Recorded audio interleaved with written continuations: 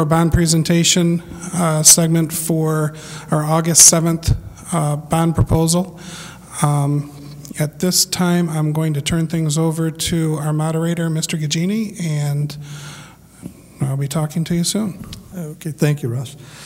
I am Al Gagini, retired forest principal, teacher in Riverview for 38 years. I'm also a homeowner in Riverview, and it's my privilege to serve as the moderator for tonight's bond presentation.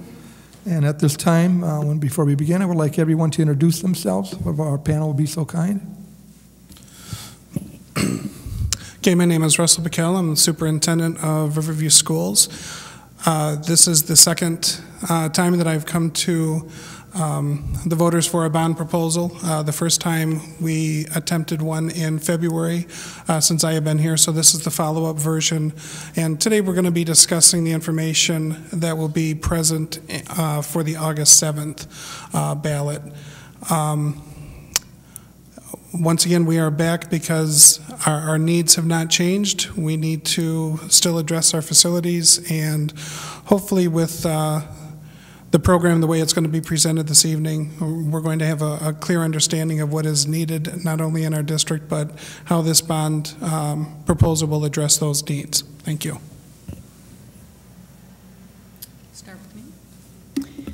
Well, good evening, and thank you for attending tonight on such a hot evening. Thank you for coming in. My name is Beverly Bonning, and I'm the finance attorney for Riverview Schools from the Troon Law Firm. I've been a finance attorney for 28 years, and my function as the finance attorney in this transaction is multifold, but primarily my function is to ensure that the bonds, well, actually the election process, is held in accordance with state law. And if the bond issue passes, then I also am responsible for making sure that the bonds are issued in accordance with both state and federal law. Particularly as it relates to federal law, the bonds are tax exempt, so I have to monitor the federal tax code as it relates to the issuance of the bonds, and the disclosure or sale of the bond issue under the Securities and Exchange Commission's rules and regulations. And finally, to make sure that the bonds are also in compliance with state law, because there are two state agencies that oversee the issuance of bonds directly or indirectly, and we help move this bond issue through the state agency, Department of Treasury, for its approval before it's ever presented to the voters.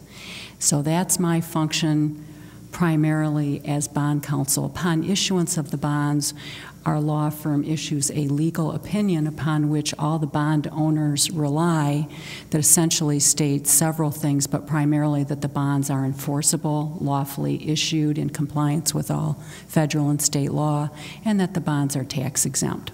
It's primarily my role as finance, or also called bond counsel. Good evening. My name is R.J. Naughton. I'm with Stouter Barch & Associates.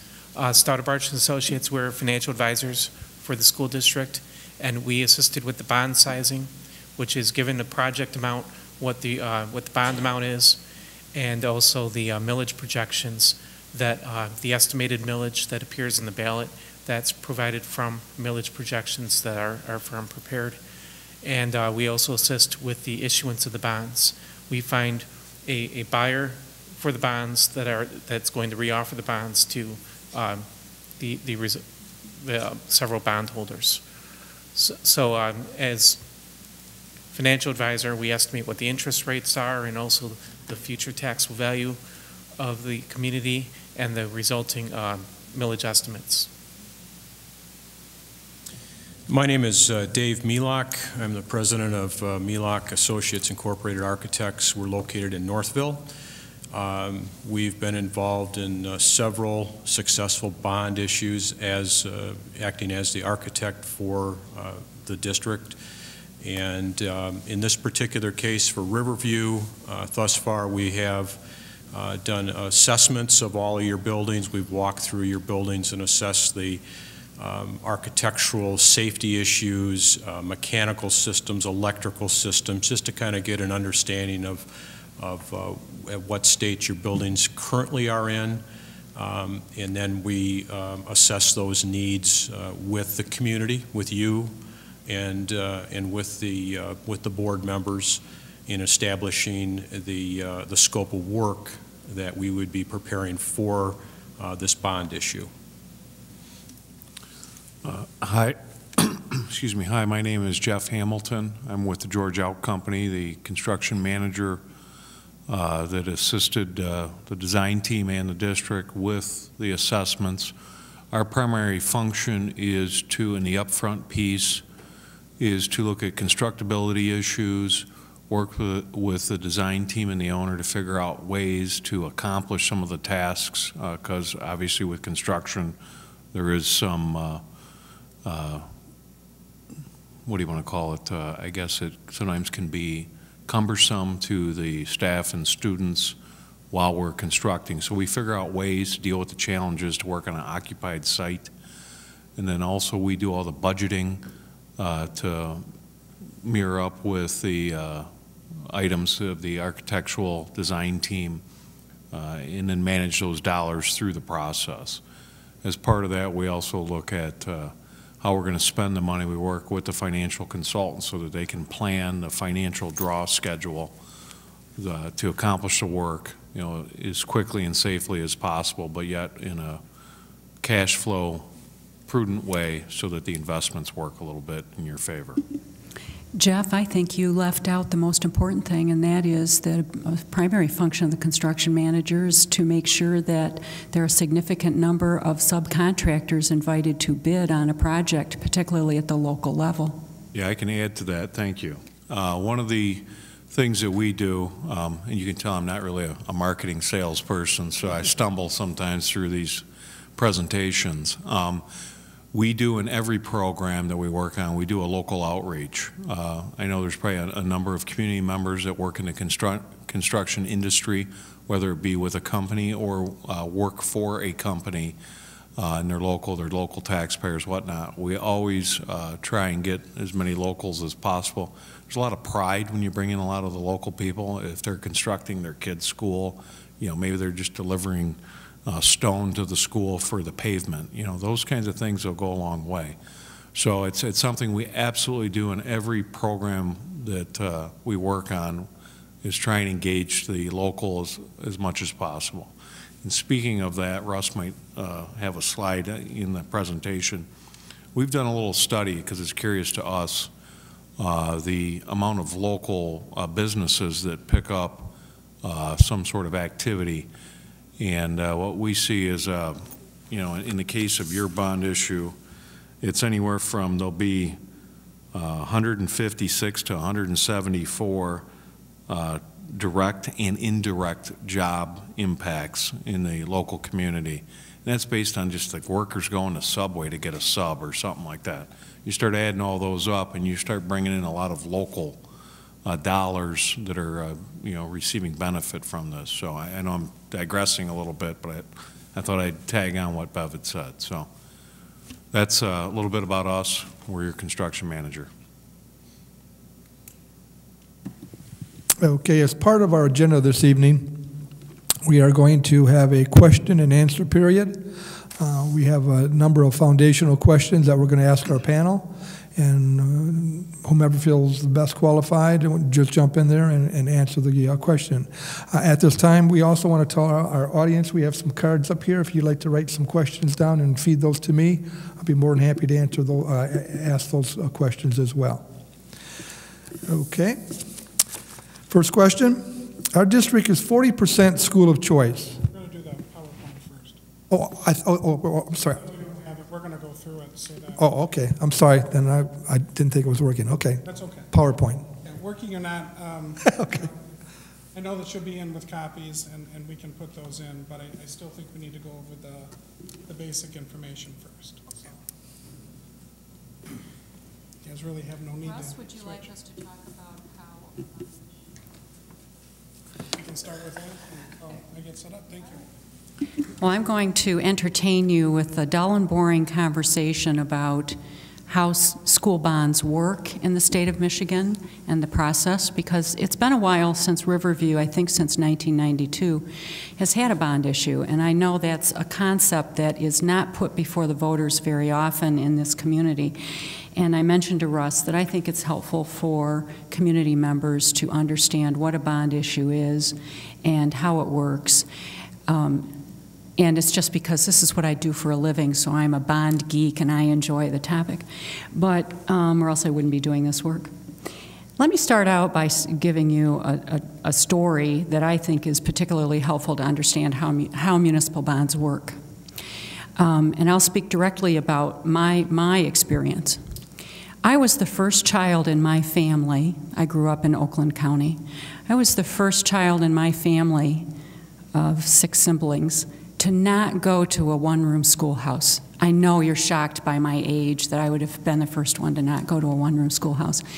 And the reason why I did not have to go to a one-room schoolhouse was because in 1960, my community built an elementary school, and that elementary school was built with a school bond issue. Since the 1930s, most, if not all, school construction, and in fact municipal construction, not just school construction, is financed with bonds. What does that mean? I'll continue to use the example from my own childhood. When you need to build a school facility, what happens is the voters are asked to approve a particular bond issue for a specific amount for a specific purpose. That's reflected in the ballot language. Then the school district goes out and they sell the bonds to any investor who's interested in purchasing a bond. Why do investors buy municipal bonds? I'll use the example of my mother, who has given me the permission to call her a little old lady in tennis shoes. The little old lady in tennis shoes, my mother, loves to buy municipal bonds, particularly school bonds.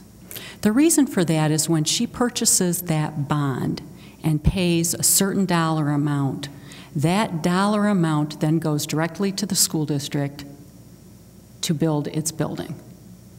And when my mother buys that municipal bond, she is promised that she'll receive interest on that bond twice a year. That interest is tax exempt for the owner of the bond. They do not have to pay federal or state income tax on that bond issue. So often you see retirees who purchase school bonds or municipal bonds for a particular time frame because they don't have to pay income tax. They don't have to declare it as income. So when a community sells a school bond issue, they're selling that bond out to a number of different investors, whether it's union pension funds, insurance companies, municipal mutual funds. Individual investors purchase those bonds. That money is then given to the school district to do their project, and they pay the investors back over time and pay semi-annual interest payments. And as well, they then pay the principal back over time, and the school district levies a tax on its community to repay those bonds and the interest on those bonds. So since the 1930s in Michigan, by virtue of the state constitution, that's how school buildings are constructed or improved in the state of Michigan. That is the mechanism available.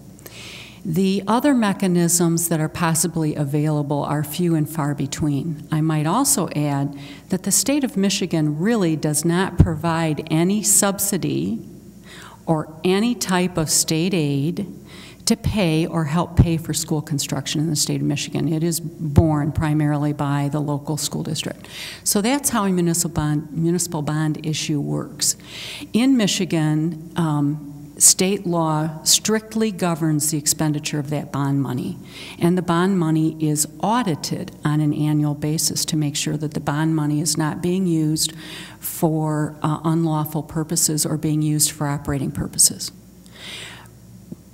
Bond proceeds can only be used for school construction, acquisition of equipment and furnishings. In construction, I mean remodeling, new construction, site work, athletic facilities, playfields, that sort of thing. And every year, the school district is subject to an independent audit of the expenditure of those bond funds.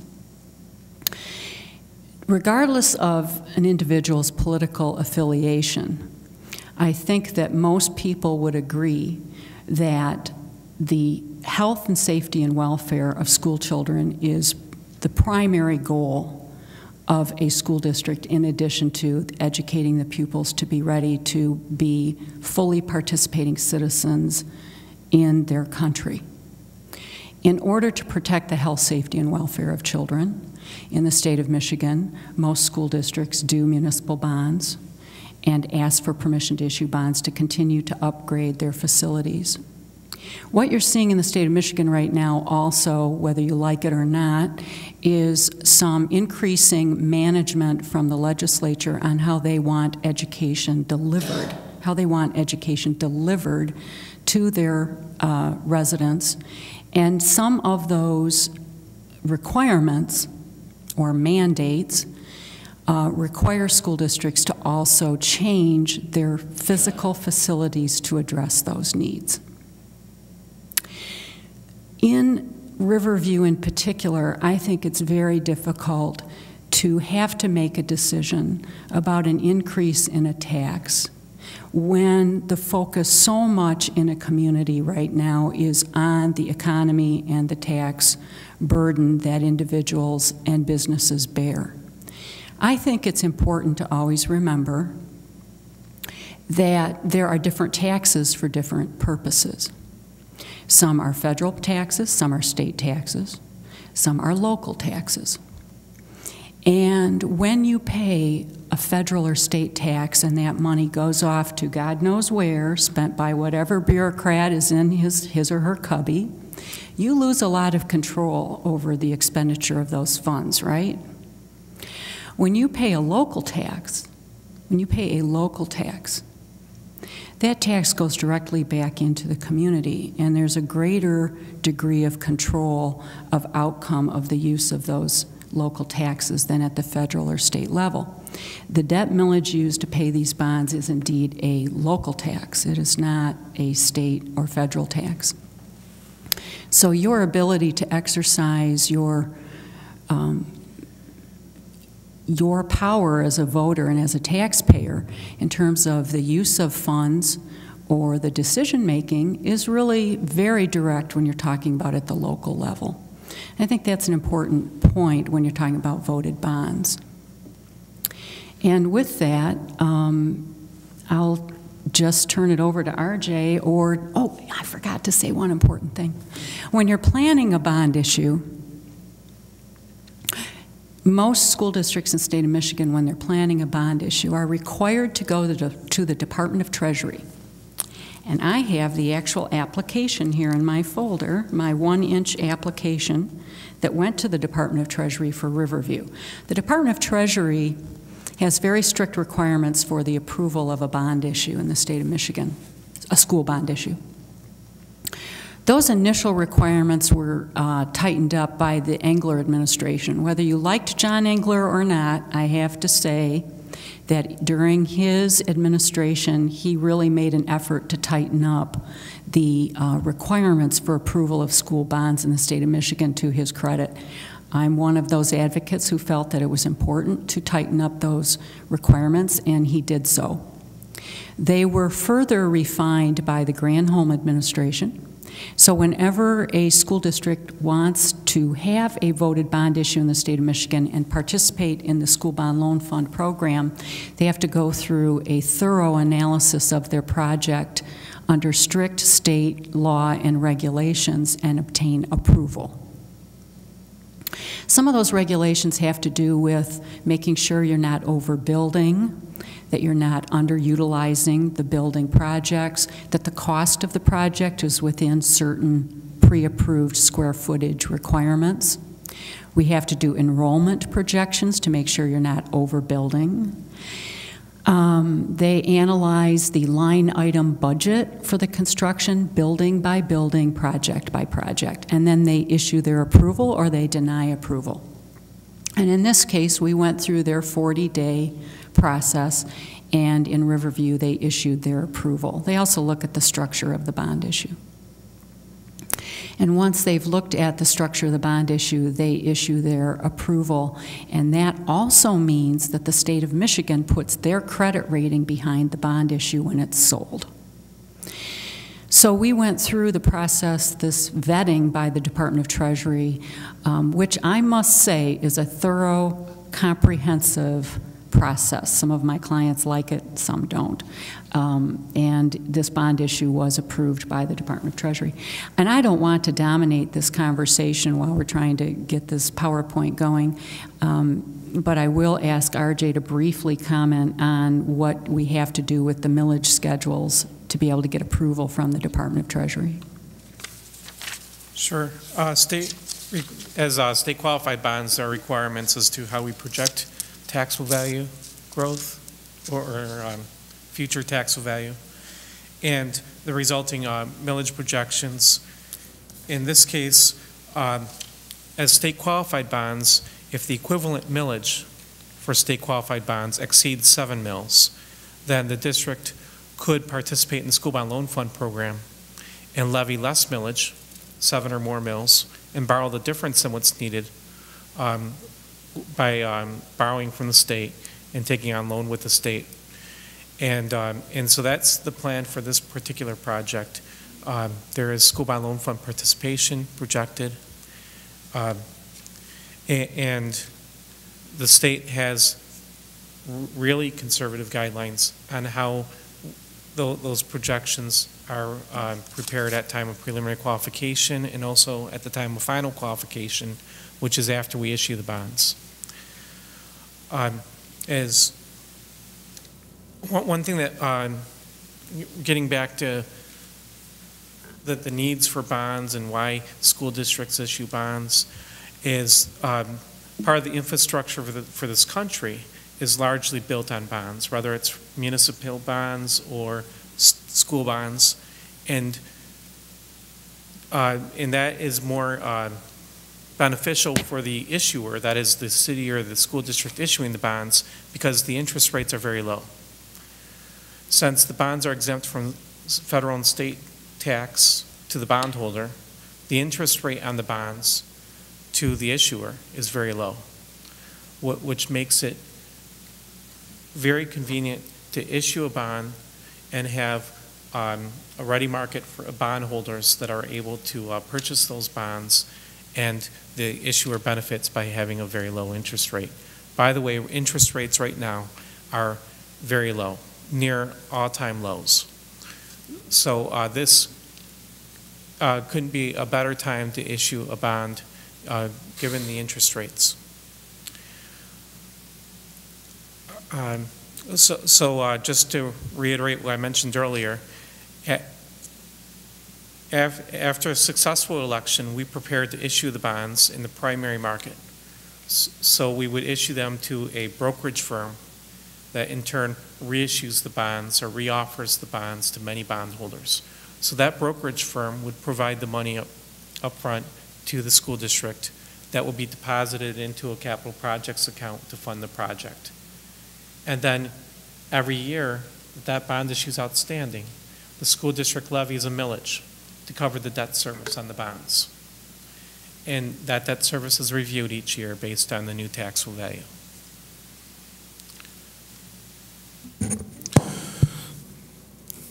First of all, nice job. That was great information, and you provided me far more opportunities than I needed to get things set up here. But a couple of things I want you to revisit, a couple of questions. First one, Bev, is for you. How does it benefit the district to have the state of Michigan rating when it comes to issuing bonds? Okay, and I'll might also kick this over to RJ if I get stuck. When you qualify your bonds through the state school bond loan fund program, the state of Michigan's credit rating isn't it AA minus right now, RJ, AA minus? And that means that when you go out into the municipal bond market, you're selling the bonds at a AA minus, which is a great credit rating for the bonds. The state of Michigan also promises to pay on the bonds in the event the school district does not pay. So it's kind of like almost like a guarantee. So should things bottom out in a community for whatever reason, everything nosedives, the state of Michigan has promised to pay the debt service on the bonds, technically to loan money to the school district to help it make the payments on the bonds. So that's why you want to go through the school bond loan fund program. And this one is for RJ. Are residents able to buy the bonds for their own building issues or for their own proposal? Yes, the bonds would be available in the secondary market. When the brokerage firm initially reoffers the bonds, many of those bonds will be sold to like insurance companies. They're a big buyer of municipal bonds right from the brokerage firm. Initially, also mutual funds, but many bonds would be reoffered either initially to residents or individuals, but even if they're not, eventually those bonds will resurface in the secondary market. So bondholders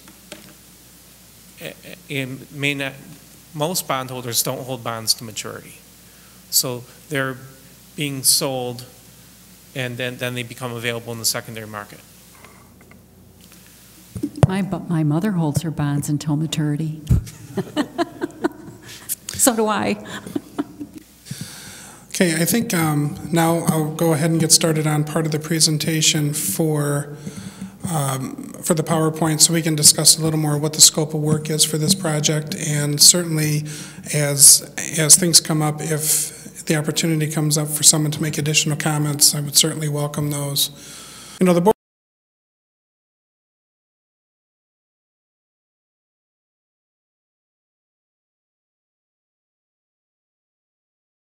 of the Education and the superintendent have the obligation to the residents and to the children, definitely of the district, to make sure that they're assessing the programming and the facilities for the district to provide the best educational services they can for the community. We've explained then the bond process, and we make our recommendations to the community to either vote those things in or to not. But that is the one mechanism we have to finance improvements in our facilities, and that's why we're here this evening to discuss this again.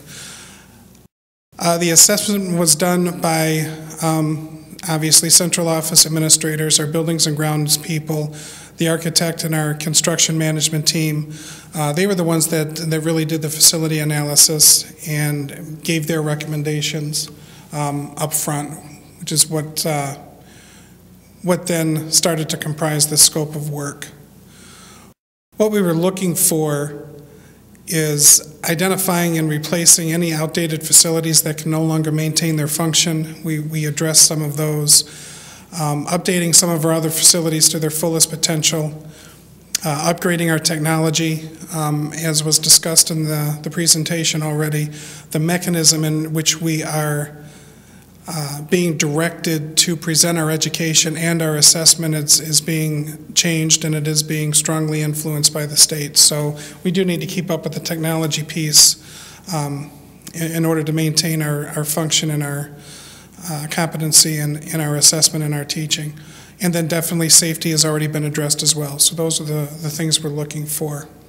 We discussed a little bit on why we're doing this now, and we've heard from a couple of different people that this is a great time to invest in bonds because of the interest rate. Obviously, first and foremost, our facilities are in need. The last time we did a bond proposal was in '92.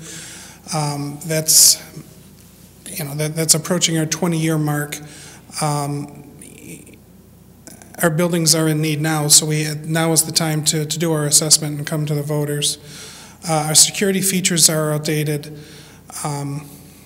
This is a great time to build, and I'm going to let Jeff and Dave discuss that a little bit further.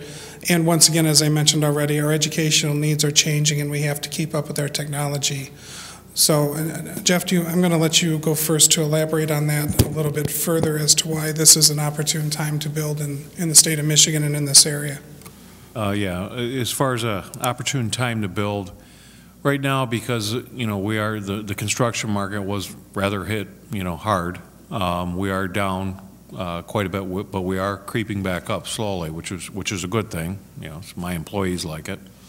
But with that, you also have a number of tradesmen and tradespeople that, with a higher skill set, that tend to have stayed on to certain companies. With that, when you build a project, you're getting a higher level skilled labor out on the projects because there's less work for them. So you're being more efficient with construction, which allows the costs of these companies to price them a little more competitively because they have a more efficient crew available. Material prices were down. They're starting to creep back up. I foresee that they will continue to creep up, such as oil being part of some of the process in some of the products and whatnot, or just even fuel getting materials to projects. But the actual labor is still very, very competitive and very, very efficient. I've seen some of the nicest quality work in the trades, from the tradespeople happening right now. It's just a great time to build. Made us more competitive as a company, also with other school districts, with other hospitals, other communities where we're working. How does that impact the overall project?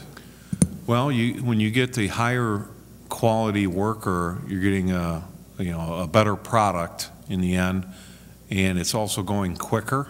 They're being completed quicker. There's more harmony on the project because everyone's working together better because they are a higher skill set and at a lesser cost, really. So it's cost-wise, for the same work. 10 years ago, when we were really booming, you were pulling a lot of people from out of state and other areas to work on these projects that maybe didn't have the skill set that was required, and the quality wasn't as good, and it was a little more difficult to do work. So it's definitely a great time. Couldn't be a better time to build. I wish I was a building owner, to be honest with you. All aspects of this project do have to be bid out competitively, is that correct? Yes.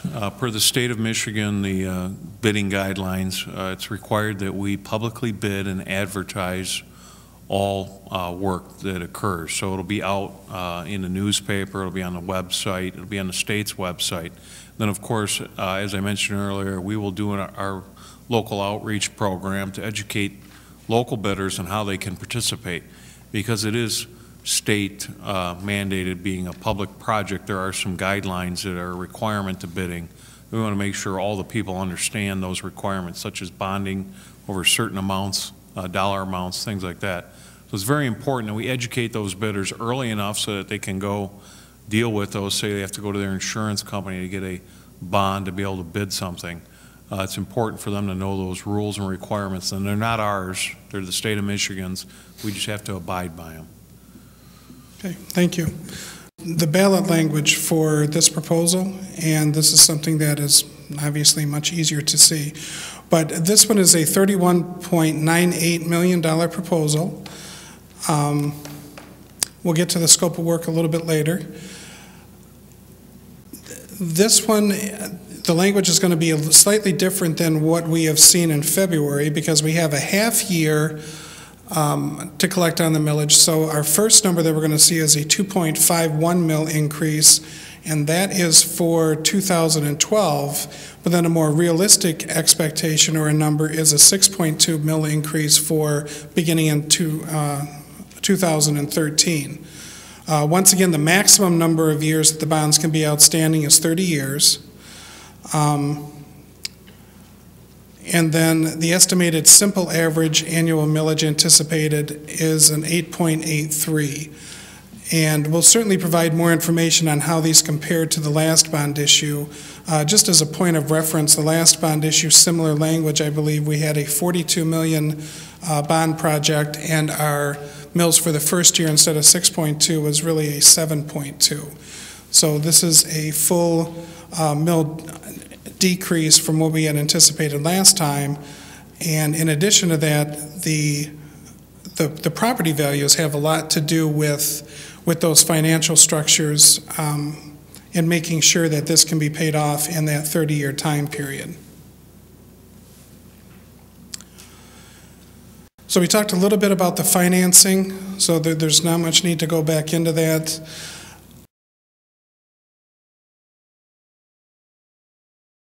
I do think it's important to discuss the differences between an operating mill and a debt mill. So one of the questions that comes up is as property values fluctuate and they go up and down, how does that affect that millage rate? Let's see if that slide is in there. An operating mill stays the same. A debt retirement mill, that fluctuates. So what you're looking at for that first year is we look at that 6.2 for 2013. If property values stay the same as they are now, then that means that it will be a 6.2 mil rate for the entire 30 years. If property values go up, that millage amount will go down, because it's important to know that we are looking at a X amount of dollars that need to be levied and collected in the city in order to retire that debt. In the same token, if the property values go down, then that millage rate will go up. And we've seen a lot of this in our current millage levy that is out there, our debt mills that we are currently retiring from '92, where you see that fluctuation, and I'll have a slide for that later. But an operating mill will stay the same, and as your property values go up, that increase goes up, but not for a debt retirement mill. Financing for this one, for a $50,000 taxable value, the increase in your taxes is going to be $310 annually, which is about $26 a month. For a $100,000 taxable value, that's a $620 increase, and approximately $52 for the month. So those are the financial equivalents as far as the taxable value goes. Keeping in mind that as we levied this year as well, we did have another 6% decrease in taxable values for the district in combination. So we're looking at a couple of different reductions. One, we're reducing the amount of the bond from the 42 million to a 32 million, and then you also have to keep in mind that, because of the property value decreases, that there was some flexibility and some fluctuation there as well.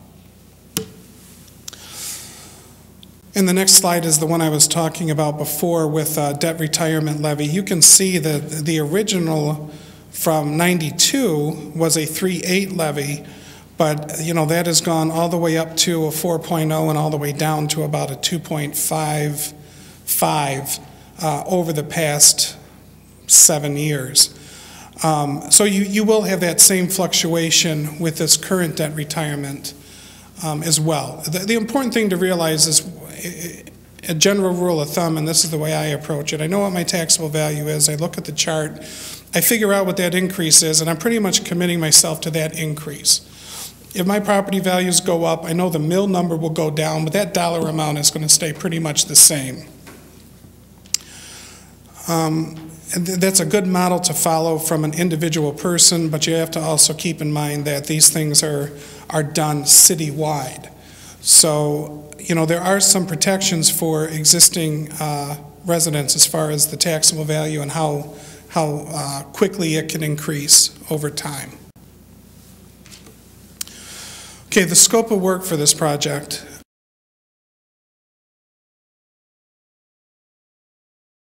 Once again, I want to remind everyone our high school was built in 1955. Memorial Elementary was built in '56. Huntington was built in '59.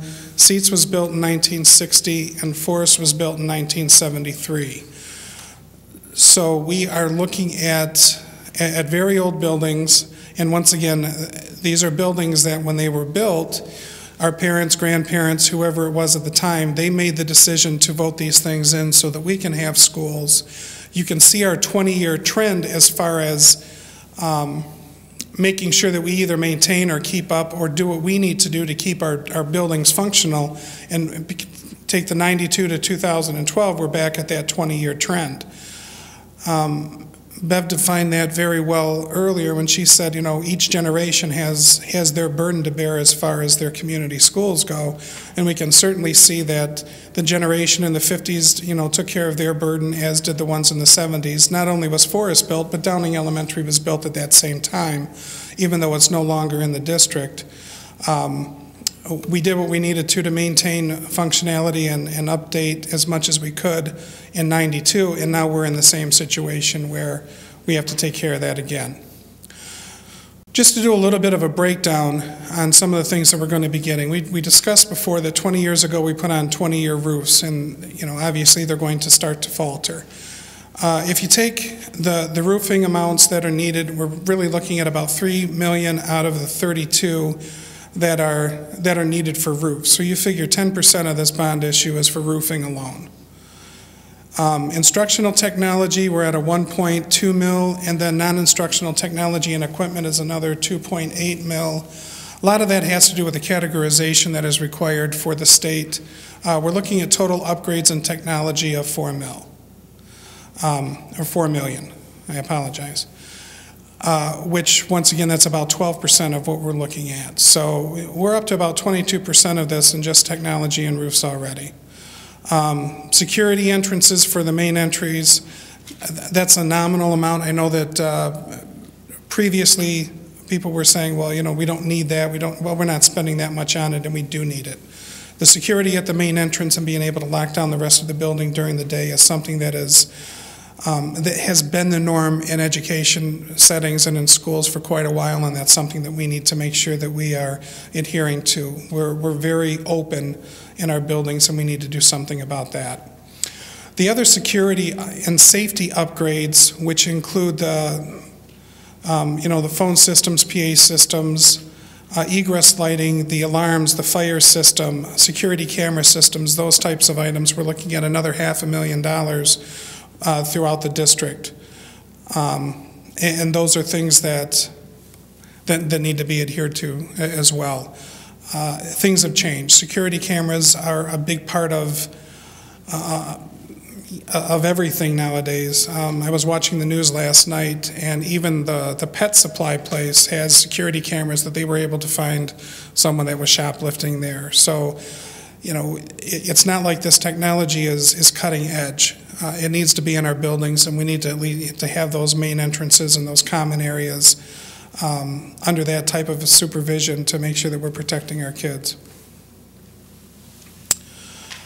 Russ, this is probably a good time to talk about amortization, because often when you see numbers for items like security cameras, computers, that sort of thing, the initial reaction is, and it's completely understandable, is wait, we're doing a 30-year bond issue for computers and cameras? No.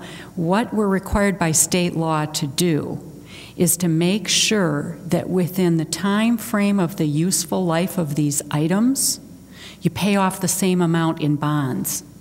So computers only by state law are given a useful life of 3 to 5 years. Now we know you're going to use your computers for longer than 3 to 5 years, but in the first 3 to 5 years of the bond issue, we have to pay off the same amount that's equal to what we spent on the computers. Likewise for the cameras. So anything with a short useful life, we have to make sure we pay off in the bonds the same amount in that same period of time. So you're not doing a 30-year bond issue for 5-year useful life items. And then as you're doing more long-term construction like the roofs that last 20 years, then you pay off in your bonds the same amount. Usually you're actually paying off the bonds at a faster rate than the actual useful life of the items. That's really how the outcome is. But it's really important to know that, because that's a common misunderstanding about bonds and how that's integrated with short useful life items. That makes sense? Did that help? I can be a little more specific, and Bev's referring to how we amortize principal. We're amortizing principal each year. So we have to amortize at least as much principal in the early years as we are paying on spending on proceeds for instructional technology, assets with a shorter useful life. Okay, thank you. you segue that with amortization. I really had no idea where you were going to take that. So, the next slide we have a view of a rough sketch of the improvements for the high school. You're going to see that out of the $32 million in this bond, 20 of it is designated for the high school because that is, first of all, our oldest building, and that is the one with our greatest need as far as instructional delivery goes. And it's also the one that is in the greatest need of mechanical, plumbing, electrical upgrades and those types of situations. So I've taken out some of those numbers to give you a general feel for what that looks like and why it's needed. And hopefully it's going to provide more clarification than confusion. On this slide, the different shaded areas either represent areas that are going to be renovated, or they represent areas that are going to be expanded or where new addition takes place. And then we have the second slide is basically gives an overall aerial view of the same space with the different highlights as well.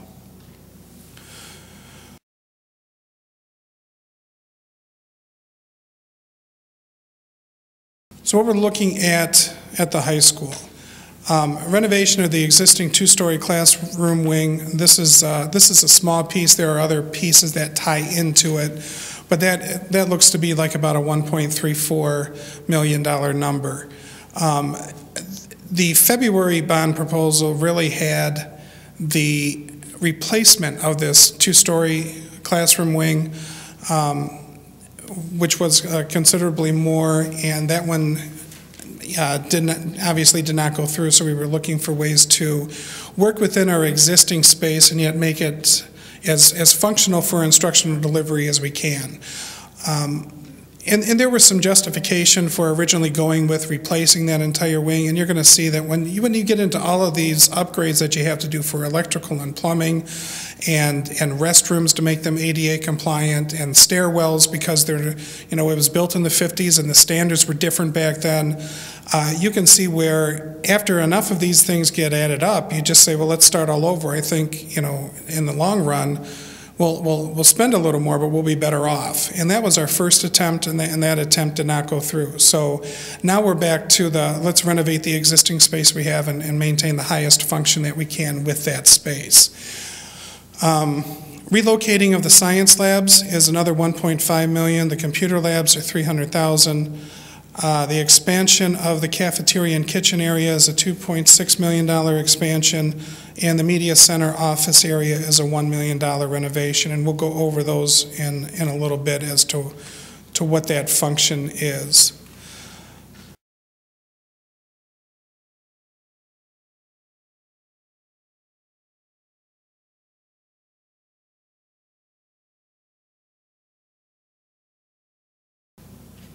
The instrumental music room improvements are $360,000. Parking lot and the track resurfacing is a $500,000. Synthetic turf is $750,000. And now we can see some of those other numbers. Plumbing alone in the building is $250,000. Electrical is a $1 million upgrade. And then we get into the mechanical HVAC of the high school, and we are at a $2.1 million improvement. Because once again, the building is, it was built in 1955.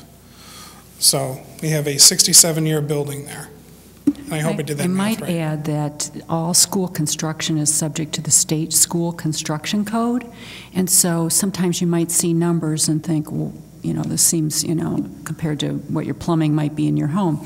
Don't forget that all plans and specifications for school construction must go up to the state for their review and approval. Let's talk about the high school cafeteria first. And we had joked around about this in our meeting prior to, because I am an alumni of Riverview High School, and we had an open campus when I was here, and we continue to have an open campus now. And the primary reason for that is because our cafeteria is a third the size it needs to be to accommodate all of our students during the day. We are one of the few districts in this area that still have an open campus. We don't have it by choice. We have it because functionality prohibits us from doing anything else. It would take us more than half of the day to feed the students if we just separated them one lunch period at a time. And, you know, it's never been an issue before because everyone's always been able to leave and come back. What was fine for me as a student is different for me now that I am a father. And I would much prefer to have the campus closed, knowing that when my children go to school, they're staying there, and that flexibility to be able to come and go as they please during that time. It's just not. It's not good for me. We've been blessed so far in this community not to have any of our parents receive that terrible phone call at lunchtime because something has happened. I also know that it is difficult for the students, especially on poor weather days or inclement weather days, to go to their usual places if they're walking or even if they're driving and be able to get back in time. We just need to provide something better so that we can keep our students housed and safe during the entire school day. It's really one of those odd features as an administrator to come into a setting in which the accountability and presence of the students is just wide open in that middle part of the day, and that's something that we really need to take care of. And you can see from that picture that the lunchroom is very crowded, and this one even shows it far more conclusively. And keep in mind that this is not all of the students that we have. I mean, a lot of the students have gone elsewhere. They've gone to different corner stores or gas stations or whatever to get lunch. And wherever food can be provided quickly, that is where they're motoring off to. The Media Center is the other addition that we have. The Media Center is on here for a couple of different reasons. First and foremost, with the restructuring and the relocation of our science labs, we also then need to relocate our computer labs, and the current Media Center is a great place to do that, and it allows us the space. That means that we'll need another one, but those classrooms had to go someplace. The purpose is, in the direction that we felt we were given by voters last time, is do as much as you can within your existing space and cut down on the larger construction areas that they didn't feel was necessary but were very costly. So the plan that we have in place is far more conservative. It's also very concise, and we have to use available space for where we can capture it and then build on as few things as we can. The Media Center as it is not conducive to what a current high school media center should be. The technology is not there as necessary. There are far more common areas. There are small group areas in media centers now. We don't have any of those. We have the same thing that was ideally built in 1955 and served that purpose. This is an opportunity where, if we're going to replace something, this is the one that we felt would be the most efficient and the most cost-effective to do. I do have some slides of like the Media Center at Flat Rock High School. The high school itself is much smaller than ours. The student population is a lot less than ours. They have a media center that is twice the size of ours, and it has, I think, 10 times the amount of technology in their media center than we do. And this building was built in '97. So this is by no means a brand new building either, but you can see the difference in space that is provided at that high school compared to ours. And I know that it's one of those situations where no one wants to be told, and be compared with other surrounding districts. But I think it's important to realize that, with the way that current educational settings are, we are in competition for students, our own students and other students as well. We need to make sure that we are putting our best foot forward to educate our children that are residents and our school of choice children as well, to make us an attractive option, because that is where the revenues for the state of Michigan come from, and it's also going to best benefit our students when they have to go out and compete in the next phase of their lives. So they need the facilities to be able to do that. This is one of our high school science labs. The next slide. It's very cramped. This renovation was done in '92, where we needed more science labs. They put them in, and the space was really packed in there. And it's not a criticism of the scope of work that was done in '92, because their needs were different then. They had different occupancy at some of the other areas of the building, and this was the best spot available for them at the time. we now have some alternatives that we feel will better service our educational needs, because sciences and engineering sciences are always going to be in high demand, and we know that, and we need to make sure that our students have the facilities for that. This is one of my favorite pictures. It shows one of our science lab storerooms. You can barely walk in there. Everything is jam-packed in. I can't believe they got the cabinetry in there. But these are the things that we've been living with for 20 years. Next slide is an example of a science lab room in a middle school, at Simpson Middle School in Flat Rock. This space is actually, it is absolutely twice the size of the current high school lab space and classroom space that we have in our high school. This was done in '07, so this is a more modern design. All of the lab equipment is on the periphery of the room, and then the center area for the instructional piece. And you can see the technology and the instructional technology in the classroom as well. These are the facilities that guide current instructional needs and instructional services for students. This was a great slide from last time as well, and it's just a comparison in our own district. Our middle school science lab is 1,040 square feet. Our average classroom size in Huntington is from 846 to 924 square feet. At Memorial, 837 to 915, and our high school science lab is 770 square feet. So we are easily 60 square feet smaller than the smallest elementary classroom for our science lab. This is a glaring area that needs to be addressed, and that is why I believe in an earlier slide I said there was $1.5 million set aside to be able to put these in a larger space, a more suitable space, and get the square footage that is necessary for this function. And Russ, I might add that the science labs at the high school are also stepped. There's like 2 or 3 tiers to them, and all of the science equipment is not movable. And the classrooms are not barrier-free accessible at this time.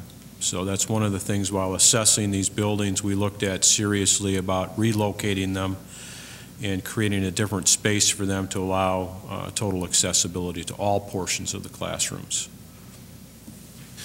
And that is, once again, one of those detriments on renovating an existing space. You do have to meet all of those guidelines, as Bev has mentioned earlier, through the state of Michigan, and that is one of those things you have to keep up with.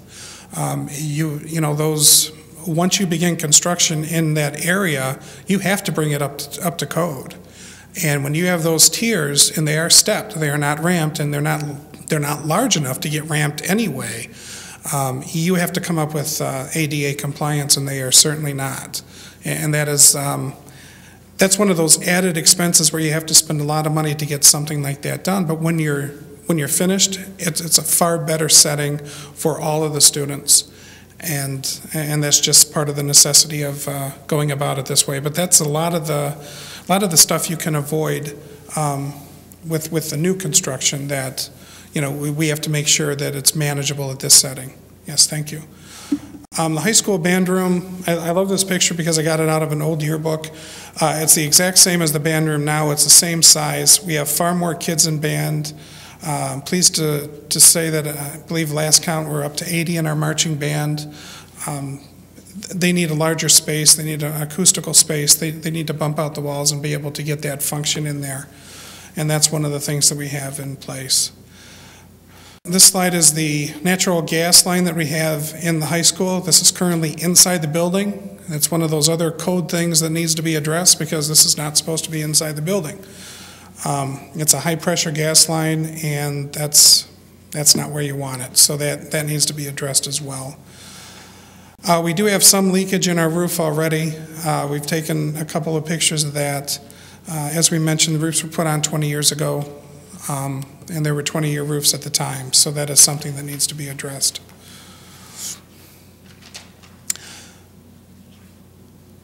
So once again, at the high school, you will see that 20 million of the 32 is being set aside for the renovations and update at the high school. It's one of those things that if you don't have a high school student yet and you have an elementary student, you're thinking, well, there's a lot of things I would like in that building as well. The high school right now is the one with the greatest need, and it is one of the buildings, that's the showcase building for the district. All of our students will go there. We need to make sure that that setting is prepared for all of them so they can get the best opportunity in that next step. Because the competition for them, we've talked about competition for our school district to compete for kids. The competition level for our students when they get out into the workforce and into the job market and things like that is going to be very intense. They are competing on a global scale. We have to make sure that we provide for them in that setting.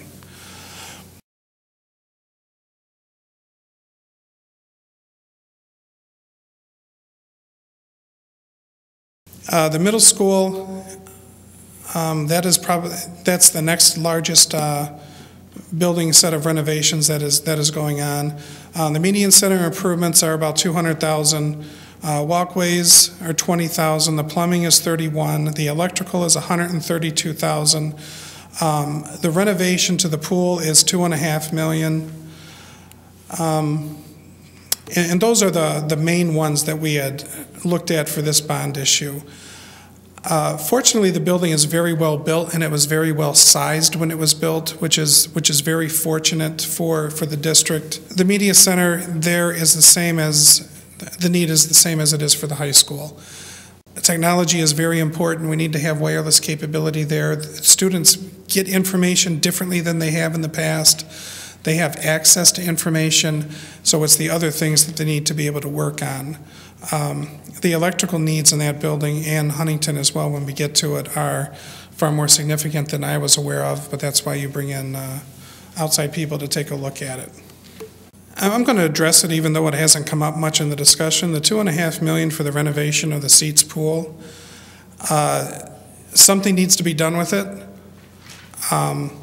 You can either renovate it and put it back to making it an excellent facility for full community use, and we'll get to the pictures of that, or you can turn it into something else and spend the exact same amount of money, because we've done this before.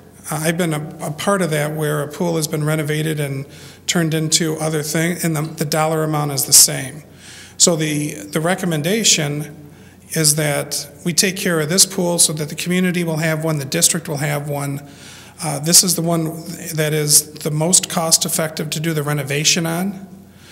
And then we can look at in the future and have that options of whether or not we want to continue to run and function with two swimming facilities in the district. But before you talk about consolidating or reducing, you have to make sure that you have one that is fully functional, and right now we do not. And the way to get one that is fully functional is to invest in this one and take care of this item here. So that is, that's really the justification. That dollar amount is going to be the same. The only other option is do nothing and let it continue to decay, and I've seen that happen, and that's not an option that you present when you are doing a bond issue, because that structure will not be able to wait another 20 plus years for another issue to go through. So that needs to be taken care of.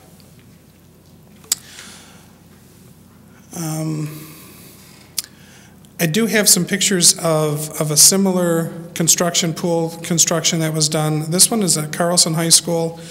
You can see that Rampton area. That is something that turns a school pool into a community pool. You have to have that function to allow barrier-free accessibility to that area, and that is something that is part in the renovations of what we're looking at. Also, for no fault of our own as a district, the rules changed for competition, making our middle school pool not able to hold that function. We cannot put in starting blocks. We had to take our diving board out. All of these things that were there and present when I went to school there, when I was on that swim team, are no longer there. We have to do in-water starts. The training is is different. The competition is not, our students are not being prepared to compete as well as they could be. As far as being a hole that holds water, yes, it still holds that function very well. It doesn't do the multiple functionality that it used to be able to do. And the two of those that are really there are being, the barrier-free accessibility, which is now required, and then, of course, being able to be a competition facility. It is still a fine instructional facility for our gym classes, but we're looking to make sure that we retain that function and add the other ones as well. And there's the sky view of the middle school, and then now you see the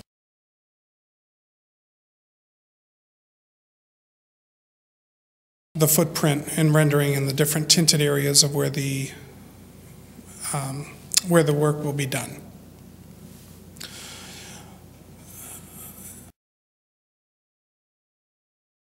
There's not much additional being done at our elementaries besides what was done on the first slide for the scope of work. We do have renovation of the main entrance. We had talked about that before as far as the secure area and reshuffling the office area. So that's at a $166,000. Window replacement is over $250,000 for Memorial. They still have the original windows when the building was built in 1956. So I think we've gotten our life out of those windows and they need to be replaced. We talk once again about accessibility and barrier-free, the way that that building is designed for people with disabilities is you have the parking lots at the far ends of the building and the main entrance is in the middle. That is a very long distance to travel for someone that has a cane or a wheelchair or any type of a disability in order to get into that building. We need to address that. We want to move that area closer.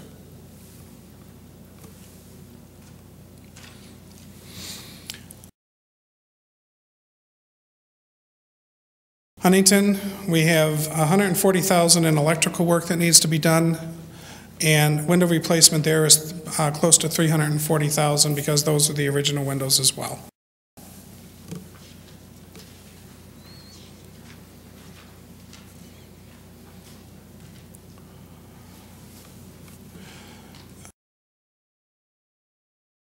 Forest Elementary, we have $151,000 in creating an additional exit area and increasing the parking lot and putting that exit lane out in a separate loop for everyone. Having one way in and the same way out is a fascinating thing to watch, but you don't want to be in the middle of it. So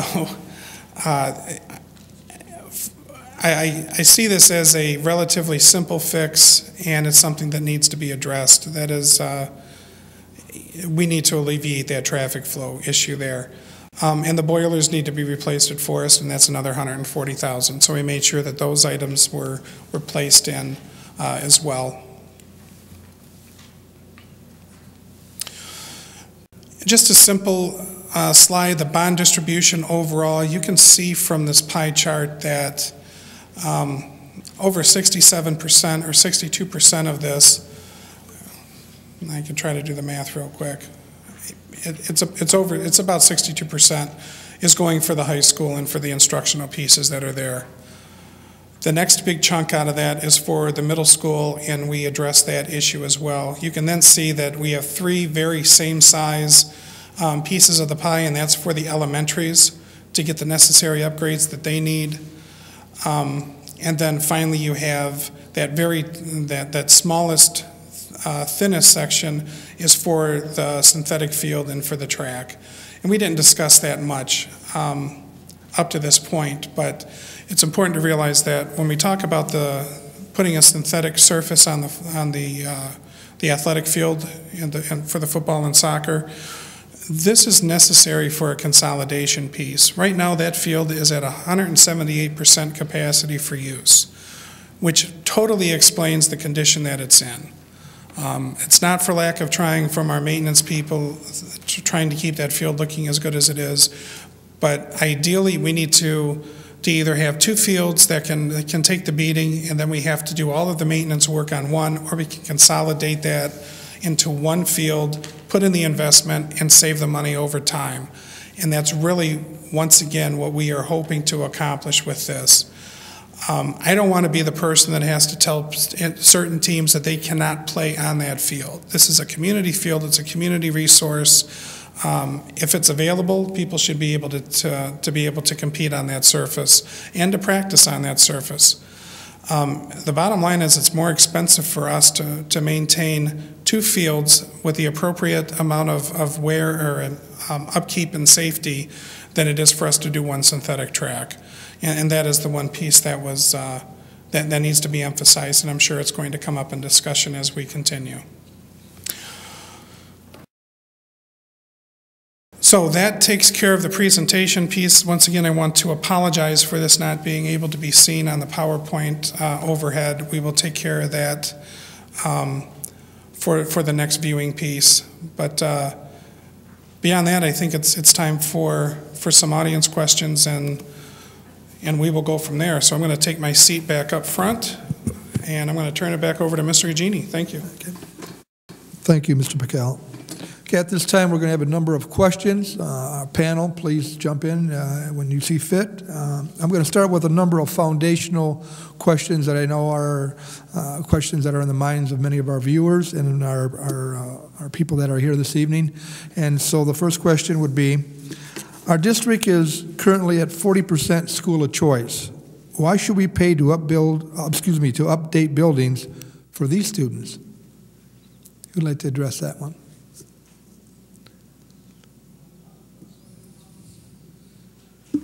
Well, all right, I'll start and see who follows up.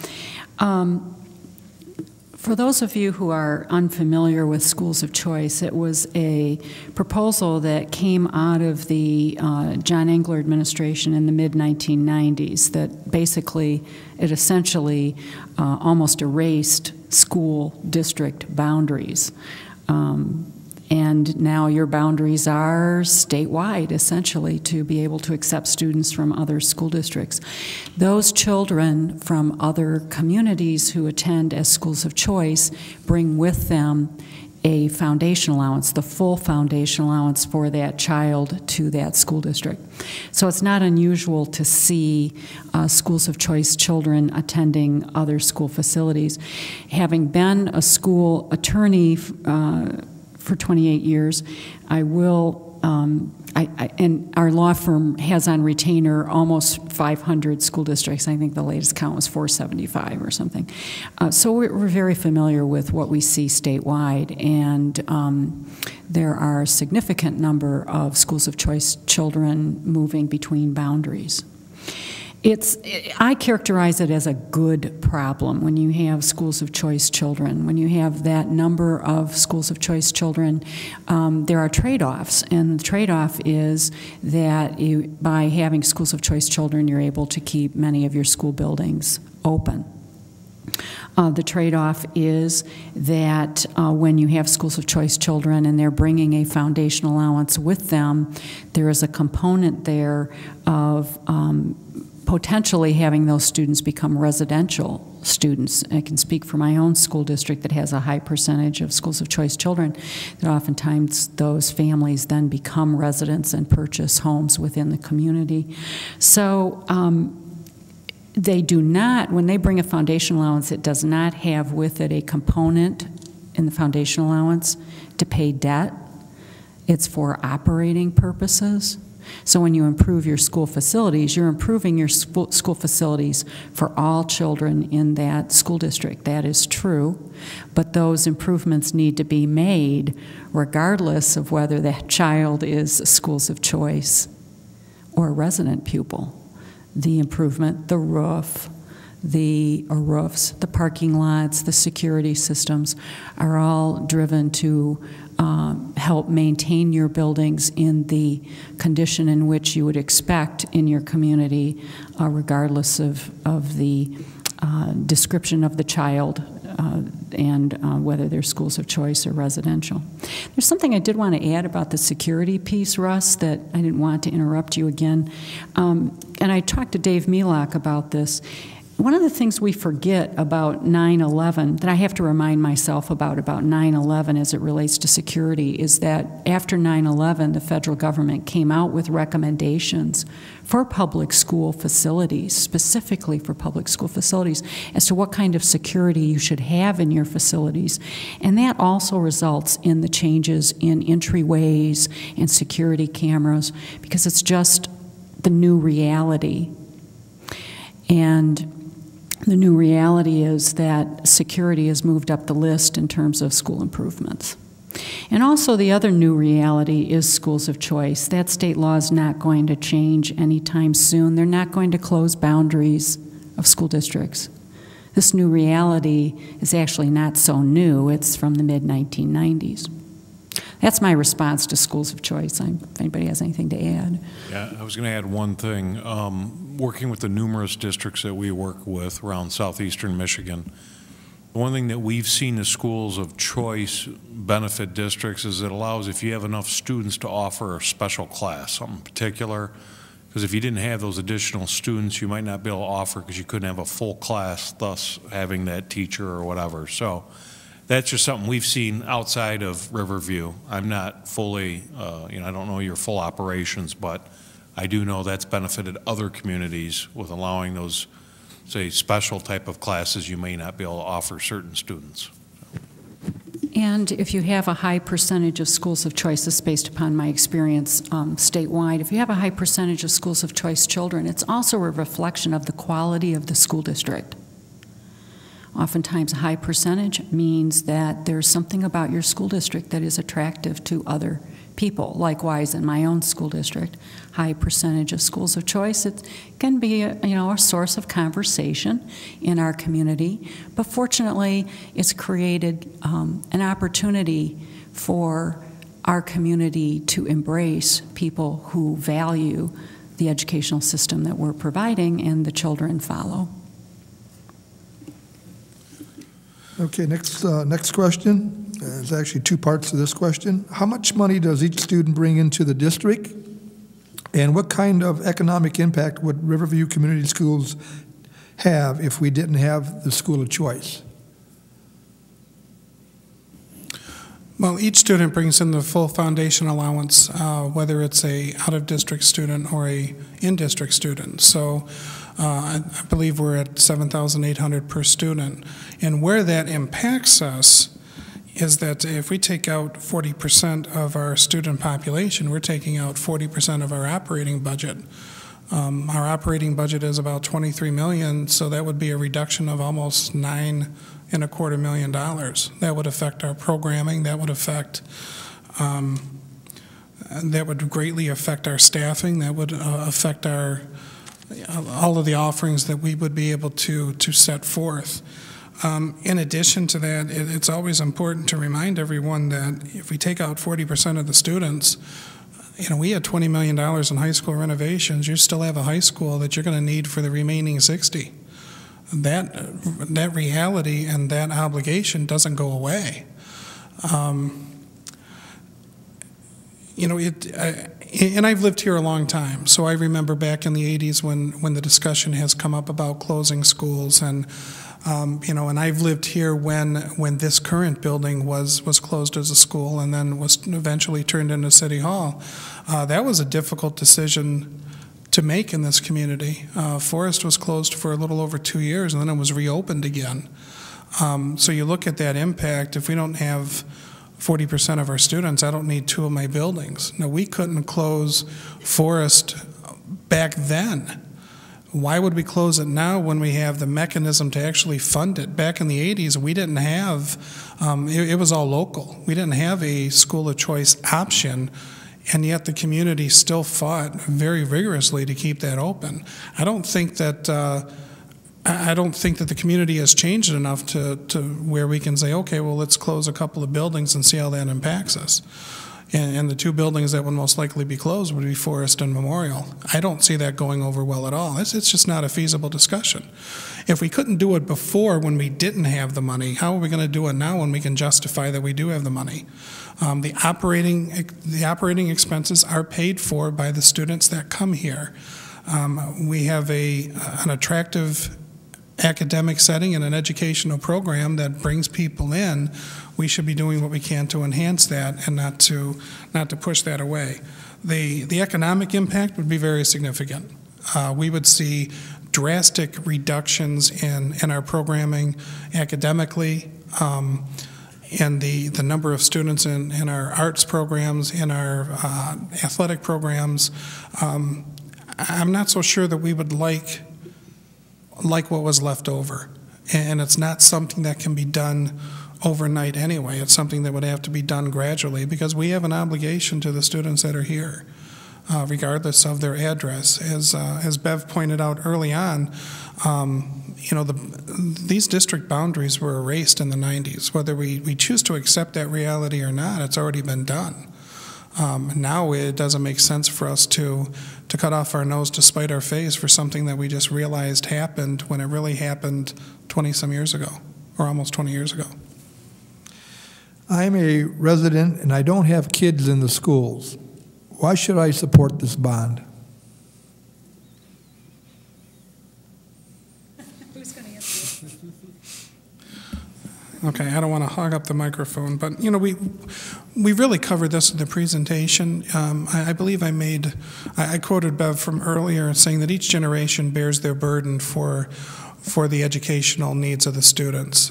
We can see in our construction that the generation in the 50s fulfilled their obligation. The generation in the 70s did theirs. The generation in the 90s did theirs. It's really our turn. We either need to decide that we are going to continue to operate as a district and educate our own children, or we're going to let things fall apart to where that decision will be made by someone else. There are some very odd things happening in the state when it comes to operating, when it comes to primarily the operating debt, which is not a problem that we have here. But you see things happening to districts that would have been unheard of 15, 20 years ago. We have some very local struggling districts that they're looking to, through an emergency finance manager, becoming charter districts to where the local governing body has no control over what is going on. That is done through the finance manager, yet those districts still have to collect and pay their debt back to the state. I don't see happy options where Riverview Community School ceases to exist, and if we don't have facilities, we can't educate our kids. So I don't know what route people think that we have as an option, but it's just not there. There are far worse things that are happening, and we're really trying to avoid those. So I would certainly hope that the people realize that when you decide to become a part of a community, that obligation extends to taking care of each other, and that certainly includes taking care of your children. And I hope I answered your original question. Thank you. I'd like to add on to that if I could. You may not have kids in the school district now, but at one time you were a kid, and your parents or your grandparents, voted for bonds for you to go to school and to be in a good environment for learning. And what we're talking about for this Riverview bond, when we first started this thing, when we did the assessments, we came up with the needs in this community of $95 million was the initial number that was addressed to address the needs of this district. And we've pared that down to 32 million? 32 million. And basically, one person kind of stated it pretty well to me, because as a member of community, I wanted to know why I was voting for this, and how it's going to affect my taxes. And they said, well, you live in a house, and after 20 years or so, you need to replace the roof. You need to replace the furnace. You need to replace some windows, some doors. So I think if you paid attention to Russ in his presentation, there's not much more that's being asked in this bond proposal than those types of things to maintain your buildings at a level that the kids can have a good learning environment. And so kind of relating it to your own house, you can kind of see sort of the position that we're in with your school buildings as they stand right now. Thank you. This was touched on during the presentation, but how much exactly is going to go toward the football field and why? I suppose I can answer that since we put the numbers to it. The bond budget for the trade cost is $750,000. What that includes, the turf itself, the actual, say, carpet and rubber pellets and whatnot, is roughly $350,000 to $400,000. That's right from the manufacturer installed. Underneath that consists of a stone base, a drainage layer, a concrete curb that ties back the carpet, kind of like you think of a tack strip in your house, getting to Dave's reference. So you have to have all these components to have that. And what that allows you to do is play on that turf continuously, rain, shine, whatever. It really gives you a lot of options in usage. We are putting in turf fields all over the place, and it's mainly due to the maintenance cost. There is a little bit of maintenance. It's just basically grooming, per se, raking it, getting the pellets redistributed. But you don't have watering, you don't have seeding, you don't have sod replacement. A lot of things that happen. And also with the turf field, as you probably found in yours in various years, sometimes it gets damaged so bad you can't even hold events there. With the turf field, versus grass, I should say, the grass you can't hold events. With the turf field, you never have that issue. It just doesn't happen. So they're a great asset to communities. We're putting them in all over the place. Yes, there's a cost, but in the lifespan of it, I think you'll find there's some tremendous benefits.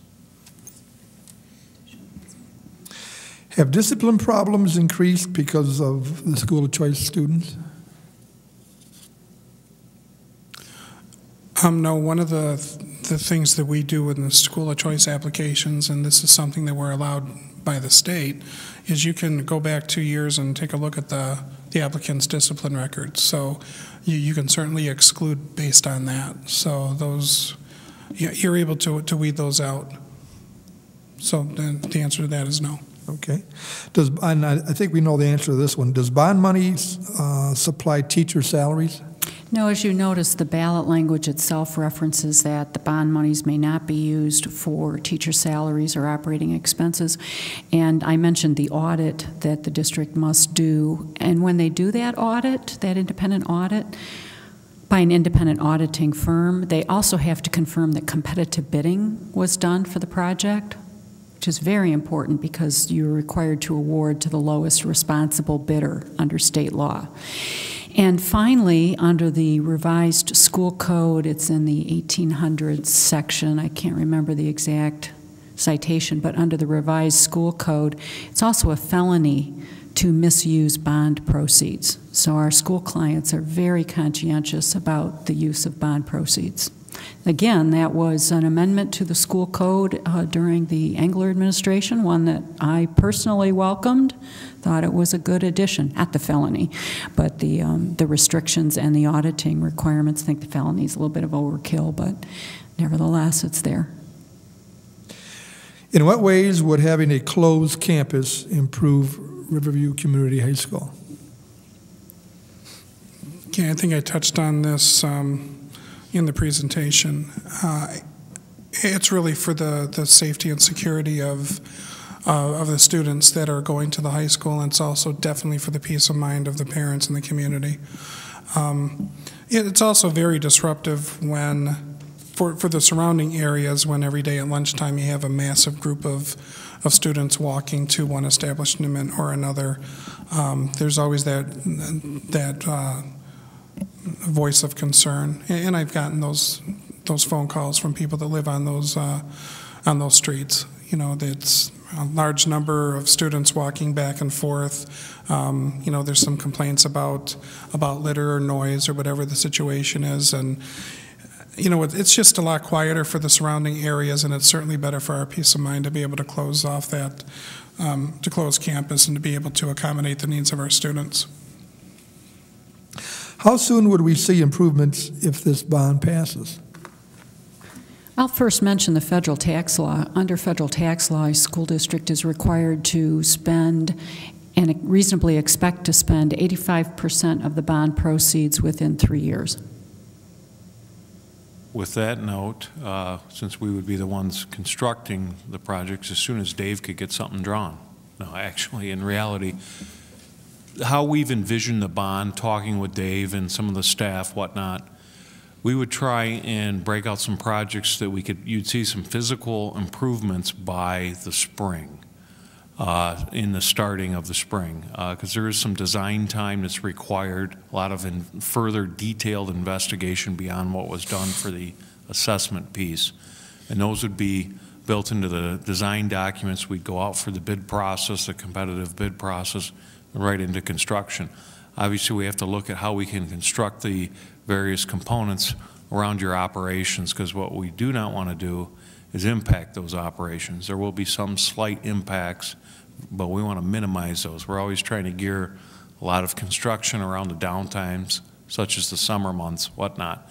So you'd see it ramp up in the summer, and you may see some components extend, say addition that could not be completed. We would isolate ourselves so that we were not impacting the operations, and that would be done in conjunction with the district, so it's done safely, efficiently, and effectively. So I'm not sure if that fully answers the question. But. Thank you. A tax calculator was available on the website for the February election. Will an update version be provided for this election? Yes, that calculator will be provided. And what that calculator does is, for taxpayers that are eligible for the homestead tax credit, Michigan homestead tax credit, or itemize their federal tax return for personal property taxes, then they may receive part of the increase back in the form of an increased tax credit or an increased deduction.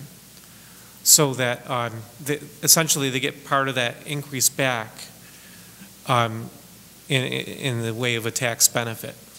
And that tax calculator is very, very useful in estimating what that is.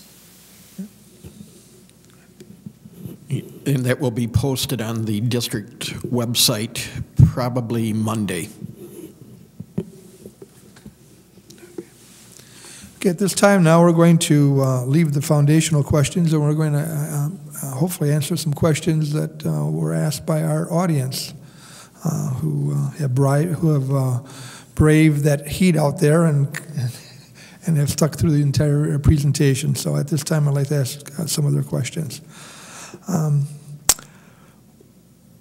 Roof replacement costs have decreased by almost $750,000 from the September proposal. Where do these savings come from? Are you using cheaper materials, less guarantee, a different contractor? Why?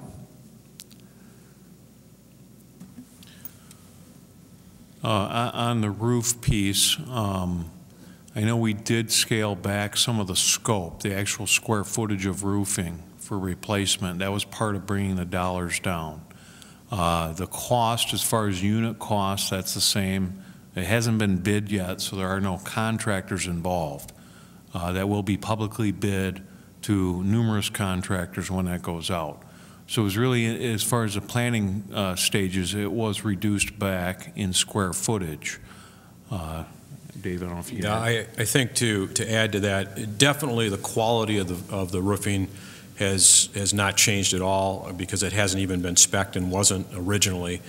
Also, a large component of that was the high school had a classroom addition proposed for it, and we're not proposing addition to the high school for this bond proposal. We're going to use sustainable practices and try to reuse the existing two-story classroom wing that's currently there. Although that adds some challenges to the construction component of this, it's certainly well suited for long-term use. But basically, the downsizing in that number is mainly due to not having an addition at the high school. I think we also removed a cafeteria addition at the middle school. That was another large piece that was eliminated from the scope. So, as well as the athletic components at the high school. Correct. Yeah. Okay, this next question, I believe, was touched on during the presentation, but the question is, why spend $1,890,000 on upgrading the Seats pool? It is functional today. Wouldn't almost $2 million be spent better on upgrading the classrooms, where many of the children would benefit versus just a specific few? Well, I think I covered that partially in the presentation. It's not functional now. The ventilation system needs to be done. There's a lot of mechanical problems which are part of the overall package. It's not going to last through this bond issue without having work done to it. It's not the first time I've gotten a similar question, because the question starts with a very specific, here's this dollar amount, and then it gives a very vague alternative. What does that mean in the classroom? Does that mean you would rather have floor tile and ceiling tile replaced? If that's the case, I can do that one room at a time. I don't have to do that in a large scope. You know, the lack of specificity for that alternative is what is missing. The pool needs to be addressed. As I mentioned, you're going to have to do something with it. Just sit back and let it ride is not an option, because I'm not going to be the guy that's going to come back to the voters in 5 years and say, you know, we didn't take care of the pool. I got a lot of nice floor tile in the classrooms and the hallways, but now I'm going to need $5 million for a pool that totally is non-functional. It's a big hole, as opposed to the 1.8 or the 2.5 to take care of it. That's one of those items where different people will value different things. One community person can have no value in a pool or an athletic facility or a synthetic turf or technology or a media center, and that might be their sounding board. And that's okay. The bottom line is the community owns that pool. That pool needs work. It's been addressed. It's been assessed. It's been reviewed. The people that use it say that it is not within the functional guidelines for the state as far as it goes for the depth. Leaving it alone just wasn't an option that we had. We're going to have to do something, and like I said in my presentation, whatever that something is the same dollar amount that is being proposed, because we have done this as a team in another district. We did fill in a pool and turn it into something else because they had another pool available in the community that was functional, but they let it sit and decay, and then it became more expensive in the end run. Does money for instructional technology include training for staff, additional support staff, and where will this money come from? I get that question all the time from my school clients. And so the answer is no. 1351A of the Revised School Code defines technology narrowly in this regard, and so we can only, in the context of the question, we can use bond proceeds for a designer to design the technology system. That makes sense. Not a school employee, a designer. But you cannot use bond proceeds to train staff or to pay staff to do any training. Again, an amendment to the school code in 1994. Okay, so then are we to assume that money will come from general budget? Yes, we have, actually through the title grant, we have professional development monies that are set aside in Title 2A. We do that for teacher training and for professional development anyway. So what I tell people, because I know it's frustrating, and I remember when I first started teaching, and when Engler came through and he was giving every teacher a laptop, there were a lot of people that this was new, they never turned it on. I taught with a lot of veteran teachers that when they got the computer in the classroom, they never used it. And that's really twofold. First of all, they have to see the value in using that, and then second of all, they have to be trained. Those are things that need to be done in-house. They need to see that value. They need to see the realization that these are the tools that our children will be using in their lives, and these are the things that we need to be able and be adaptable for too. So I don't think the resistance piece is there. We have the money set aside for training. If you don't have the technology to provide for the teachers, and you don't have the need to set those funds aside for training and technology, you're going to see a lot of a lot of increases in some areas for technology even as early as next year, and that professional development for those teachers is also going to go along with that. We're not going to put these things in and not have them be used. You know, I can only give assurances for what is going on in the future. When people ask me that question, they have some vision of something in the past, and they want to make sure that that's going to be addressed. Yeah, we're going to take care of that. But I have to have the equipment and the tools for the teachers to be able to be trained on, because to do it in isolation is useless. It's just as useless to have technology without teacher training as it is to have teacher training without the technology. I might add, too, the piece of this I forgot to mention is that on occasion when you do have bidders, but depending upon what the item is, often some bidders will also bid, depending again upon the package, free training. So not in all circumstances, in all situations, but occasionally, depending upon what is being purchased, occasionally there is a willingness on the vendor's part to throw in the training at no expense to the client. And just one more thing, as an educator, there are so many resources for teachers that want to learn technology. They can visit websites. They can go on different things that they can sign up with on the internet that they can go through step by step. That information is available. You know, training as has been done in some professional development settings in our profession has not been effective. For those that wanted it, there are several means out there. And there are several support groups. You know, there are teacher tube videos where they go through these things. The resources are there, and we're going to make sure that all of these pieces are going to follow through, because that doesn't affect our instructional programming, and it doesn't look like our guidelines are going to change, nor is our mission to make sure that these students are best equipped for their next phase. Okay, it seems like our football bleachers are very old and unsafe. Are we planning to address that issue? And that was something that had to be removed from the original bond issue, so that's something that's going to have to be taken care of in-house or through community volunteers. The high school stadium renovation was removed from this bond proposal. It was there in the first one. It is not there now. It is only the field itself. So hey, I would love to. We're going to have to come up with something, and we'll continue that dialogue. But as far as this bond issue, no, it's not being addressed.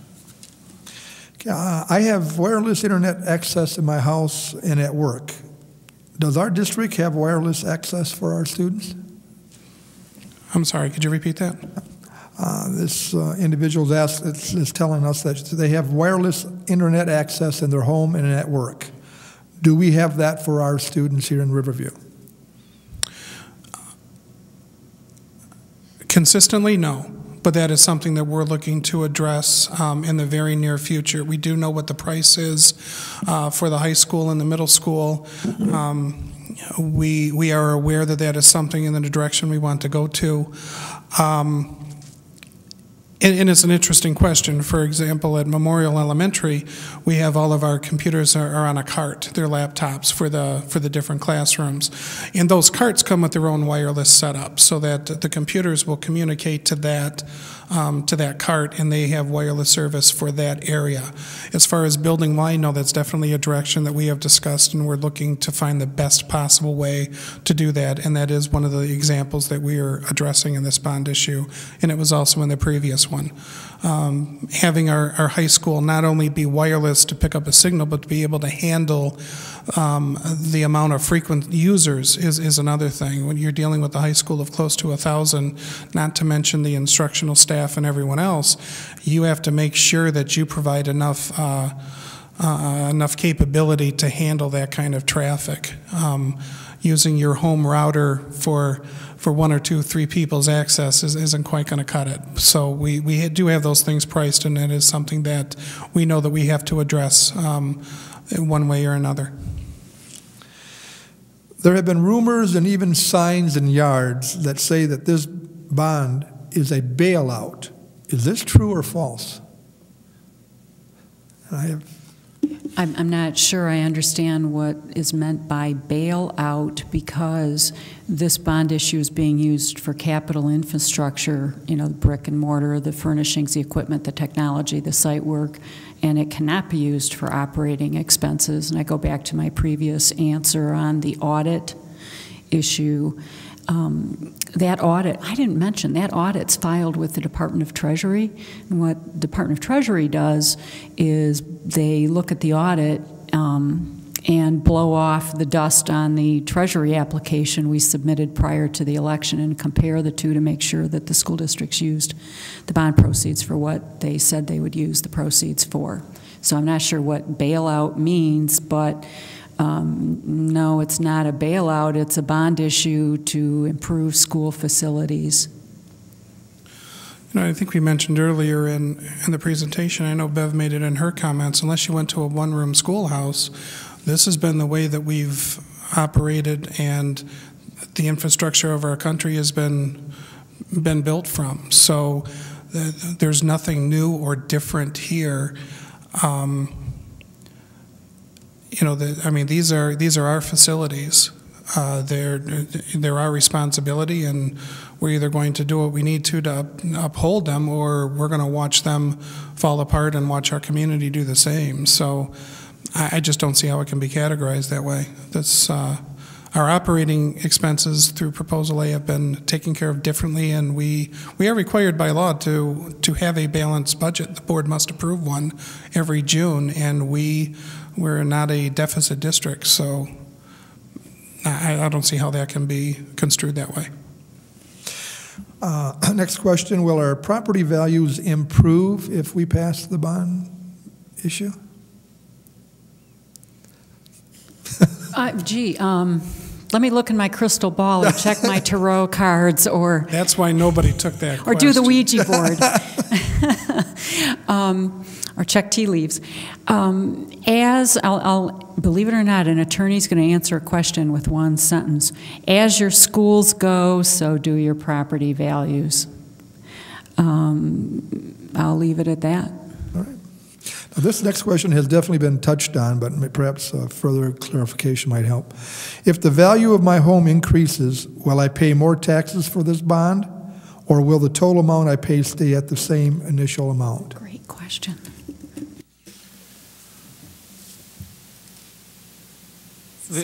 Yes, I do. So the amount that's needed to cover the debt service on the bonds is being levied for. And so if the taxable value for the district as a whole goes down, then the millage may go up, but the amount that's being brought in is the same to cover the debt service on the bonds. So in other words, the dollar amount that the taxpayer on average is paying is the same, because one variable is going down and the millage may be going up.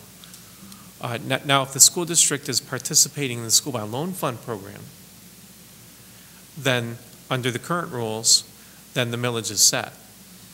And it is possible that the district may go into the school bond loan fund at a total of 10 mills total, but that depends on what the future taxable value growth is. The bonds are issued at a fixed interest rate, so there are fixed payments on the bonds. It's not a variable interest rate, so the payments are always a fixed payment every year.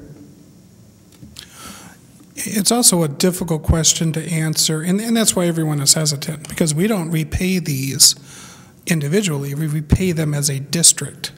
So to appropriately answer the question, if your property values are fluctuating the same individually as they are for the city, then the answer to that question is no.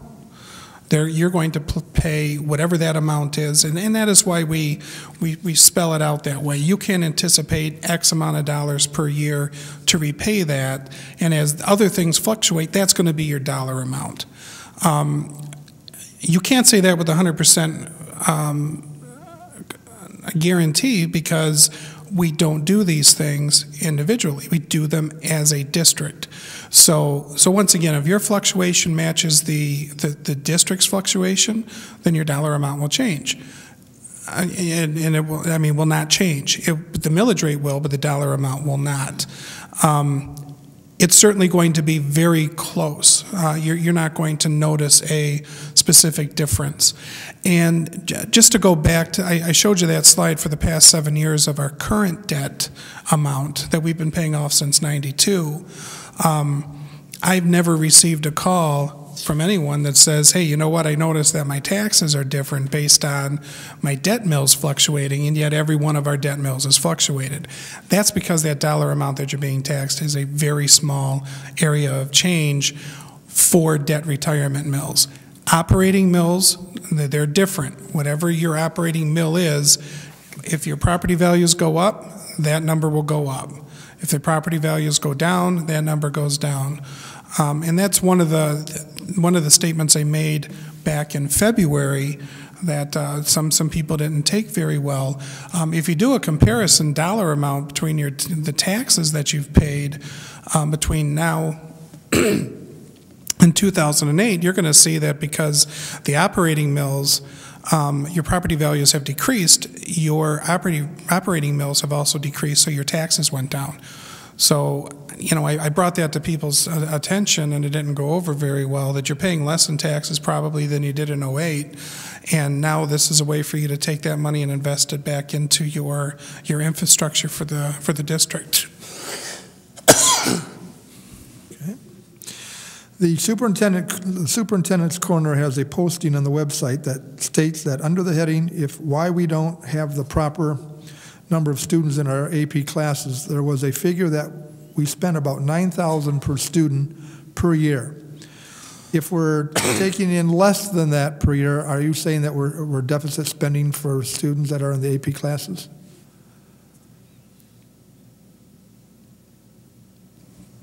I don't. How long ago was that? Yeah, I mean that was.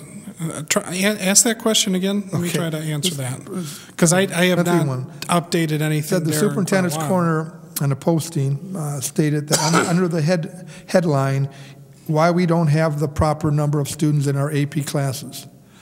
There was a figure that we spent about $9,000 per student per year. If our allowance from the state is less than that, does that mean we're deficit spending per student in AP classes? Yeah, there are a lot of factors that go into that. It costs more to educate a high school student than it does an elementary student, which is why so many of your charter schools are elementary and not high school, first and foremost.